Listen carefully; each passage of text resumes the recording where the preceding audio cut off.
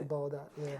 Okay, from the Super Falconet, of course, move straight to the Nigerian Football Federation, what is happening there. But presently now, the Congress will definitely be holding in Abuja. At first, it was supposed to be Warri, but this time around, they said to be in Abuja. And of course, it's going to be tomorrow, starting at 4 p.m. So all chairmen, secretaries of the various leagues, of course, the player unions, coaches associations, referees associations, all of them are expected to be there.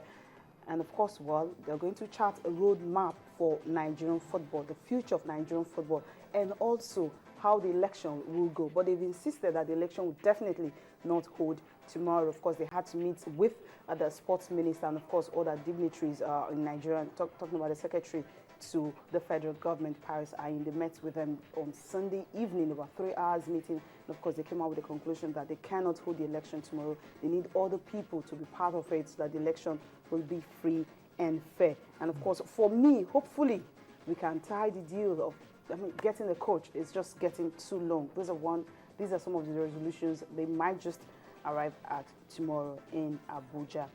Okay, moving from there. Just one thing really. I'm just gonna say, I wish these are the times where I wish my 2 cents will really matter in Nigerian football, but it doesn't really matter. So tell me, because it's being made very complicated and it's been made to look like rocket science, and I really don't know what's going on again.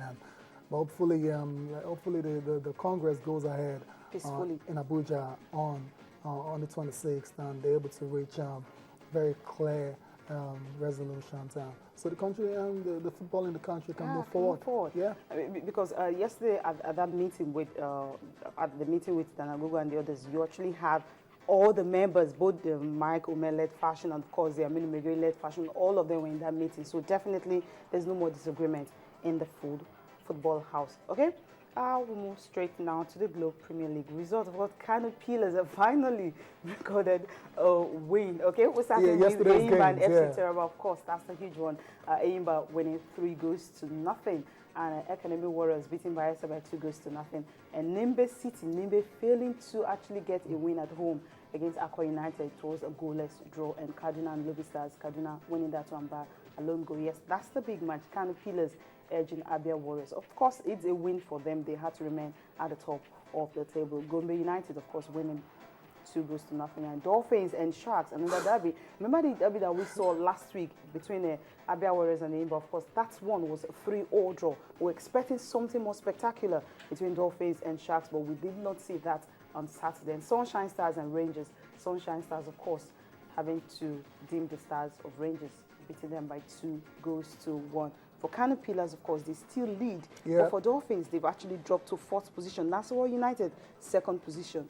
Yeah. Good result for Kano Pillars. It was a very tough game for them, but they managed to get out all-important one goal, and that got them 3 points. That's what really matters at the end of the day. Of course. But it was good seeing by yesterday respond to that result as well.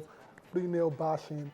And so they stay 2nd on the table, keeping up the pressure on Kano Pillars. On Kano Pillars, definitely. Okay, moving on to the Premiership. What Manchester United could still not win the game yesterday. What they felt, okay, they should be able to get all 3 points, but that wasn't to be. Sunderland, Rodwell, well, he hasn't scored since May 13 last year. He was at Manchester City. He wasn't really getting a regular game, and of course, he moved to Sunderland, and he was the one who ensured that Sunderland actually gets a point out of that game. Much prefers to get the ball here. He's an attacking wing back, if you like. Takes the fullback on and gets his cross. Just smashes it across there, Well, that's what I think makes the goal. Is because goalkeeper at the near post now or not? Well, I think he should have made some sort of effort. He's made no effort whatsoever. Yeah. It may have been the pace of the cross. Don't see that very much these days. He wants to get down the outside and get crossed into the box. With Fletcher, Connor Wickham coming in from the far side, that's going to be a great weapon for Sunderland.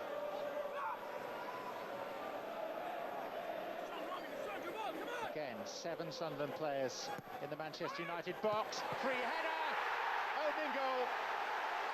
Jack Rodwell on the score sheet for the first time as a Black Cat.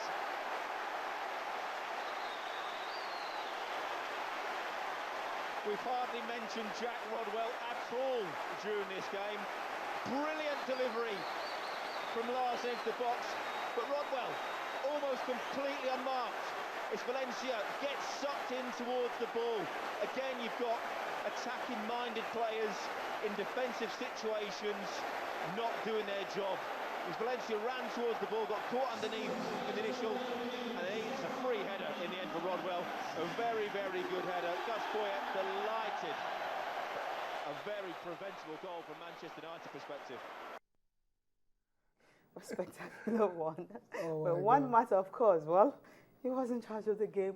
Where was Wayne Rooney? I didn't really see much of him. But Robbie Van Persie just returning from injury.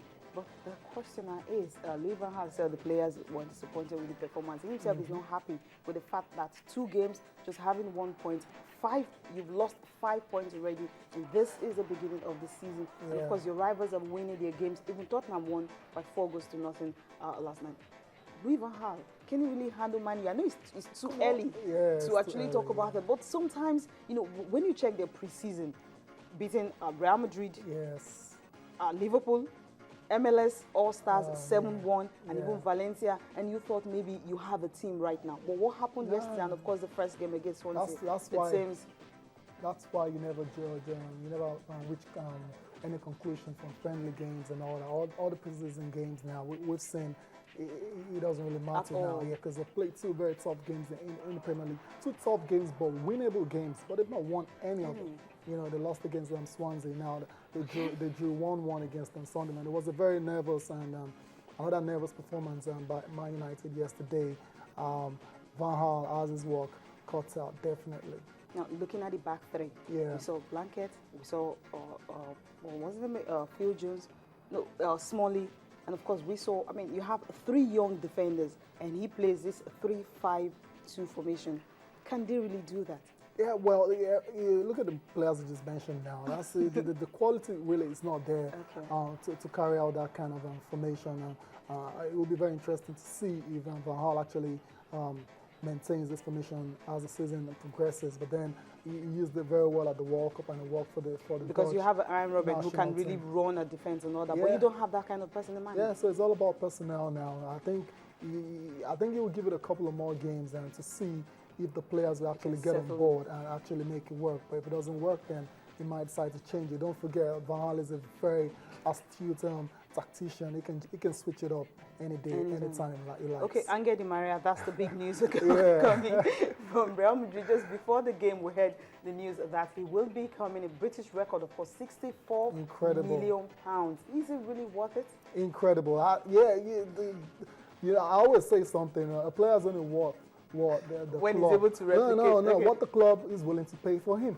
Man United right now, they're very desperate, and they really have to break the bank and to get Di Maria into the club. It's a very huge sum. There's no denying that. Di Maria is a very classy player. You can't doubt his talent. I remember in 2010 from Benfica, the transfer fee was 20 million. Yeah, so you can see you can see they've really made huge profit on this sale. Where will he fit in? Yeah, that'll be left for Van Gaal to determine. 3-5-2 formation. Where is he going to fit? Yeah, that's why I'm not a coach. Van Gaal will have to do the job. But I want to say one more thing. That transfer will actually reminds me of the Marty transfer from Chelsea as well. 2 top quality players that couldn't get into the starting lineup of top quality teams. And getting into Man United. I don't know what does that tell you. Okay. When you're not playing the Champions League, you know what I mean. Okay, results. Of course, yesterday's you had a All City and Stoke City 1-1 draw. And of course, Tottenham, well, they were really clinical against QPR for Harry Redknapp. Bad return. Not a very good return for him. And of course, Sunderland and Man U and then 1-0. Okay, now Saturday's game. The key one, we're definitely going to pick out Arsenal-Everton. Arsenal seems to have arrived because they were 2 goals down, coming back from 2 goals, and they gave it that first goal to Seamus and Coleman. I thought that should have been a good save there by the goalkeeper, but his hand wasn't strong enough. And that was the second goal given away there, right there to Stephen Naismith as well. Where was the defense? It was a close offside call, but then it went against them. And this is Ramsey came to the party again. You wonder where they would be without Aaron Ramsey. Yeah, like he just managed to sneak in between the 2 defenders. At the right time. Exactly, and got the goal for them. And that was the start of the comeback. That was like less than 10 minutes to go in the game. And Arsenal showed character to come back in this game, and that's the equalizer right there by Olivier Giroud. But then you went out and tell yourself, how did they go 2-0 down in the first place? It happened in their first game against Leicester City. Yeah. And now it's happening again against Arsenal. Yeah, top 4 finish, definitely. You can't have this performance and be thinking of finishing in top 4 and playing a Champions League but next then season. you still have to give them credit for coming back. Yeah, no, I'm talking about Everton. For you being able to throw it away, because this is the second time you're doing it. Yeah, I don't know what's wrong with Everton, right? They really need to. I think they actually just took the legs off the pedal at the very wrong time. And okay, really now Diego Costa. Now let's go to this one. This man, of course. People were actually saying that whenever a striker comes to Chelsea, a proven striker, when it comes to Chelsea, it's difficult for him to prove himself. Yeah, but Diego Costa definitely, I mean, he's awesome. 2 goals in 2 games, always starting the goal. Yeah, 2 goals, 2 shots. You know, like he's a very prolific striker. You can't deny that about him. And that's the second goal right there by Eden Hazard. Beautiful, typical strike by him, cutting him from the left. But then going back to Costa is just incredible. We saw him last year in La Liga, and it was incredible. He was banging in goals left, right, and centre. But a lot of people doubted the fact that he will make it work in Chelsea. A lot of people doubted the fact that he will find it very hard to adapt in the Premier League. But it's proving everybody wrong now. I never had any doubts about Costa at all. Okay, of course you have a game today. Is going to be between Liverpool and Manchester City. Mario Balotelli, well, he won't be able to feature in the game because, according to reports yesterday, it's going to take another 48 hours, so like maybe tomorrow before it could be completed. But there's actually a clause initially on his supposedly contract where you have to sign a good behavior, a kind of a code of good conduct, so to speak. But definitely he won't be there. For Liverpool and Manchester City, the game will definitely be tonight. And of course, play from Premiership. Okay. Just before I move on, like, seriously, like that's a very interesting one. Balotelli situation. Yes, it's coming to Liverpool. Yeah. One controversial striker gone, another one coming in, and this is what the files. I don't know. I don't know what's going to happen. But you made mention of the fact that he has to sign an a good behavior. But he did not. He didn't do it. He was supposed to do it on Saturday when he had medical at Melwood, but they said no. Yeah, but usually clubs have code of conduct in their this is different. Yeah, this is a little bit excessive. Yeah, it's more than standard. They don't really want to lose him in crucial games, necessary cards that he usually gets most times. Okay, Kevin Love, of course, joining LeBron James. Yeah, big, amazing. He's been on the cards for a while now. And a couple of days, yesterday actually, the deal was signed, sealed, and delivered. He will be joining LeBron James in Cleveland. Actually, so when LeBron made that move back to his hometown, I knew it wasn't all about the sentiments alone. I knew it was actually going back there to win a championship for Cleveland, and to see them bring Kevin Love in, who is a double machine. I think is a statement of intent that they're ready to compete for the NBA championship. And finally, the rivalry between Lewis Hamilton and Nico Rosberg.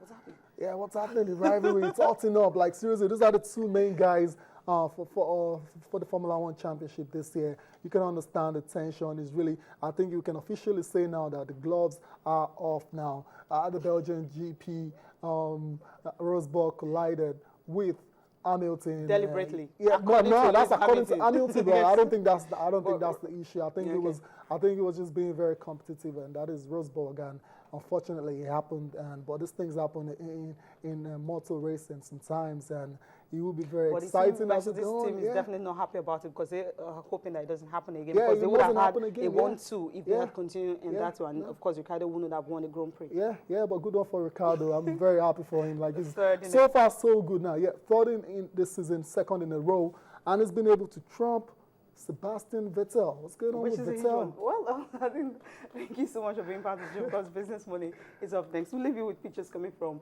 the Belgian Grand Prix. Bye for now.